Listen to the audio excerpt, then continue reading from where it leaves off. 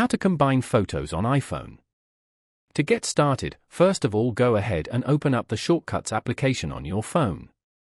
Make sure your Wi-Fi connection is on. Now, tap the plus icon in the top right corner to create a new shortcut. On the next screen, tap on the search option and search for the Select Photos action. Tap on Select Photos and turn on Select Multiple. This allows the shortcut to accept more than one photo. Next, add a second action by searching for and selecting Combine Images.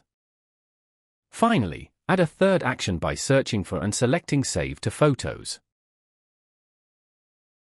Then tap the drop-down menu icon at the top of the screen of Save to Photos and choose Add to Home Screen option. This pops up a preview of the home screen icon. Tap it in the top right corner. The new custom icon is now on the home screen. When tapped, it will run the shortcut and open the designated app.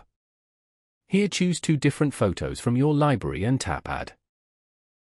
Once you are done, go to the Photos app. There, you can see a single image containing both original photos side by side. Following these steps, you can easily combine photos on an iPhone. Thank you for watching.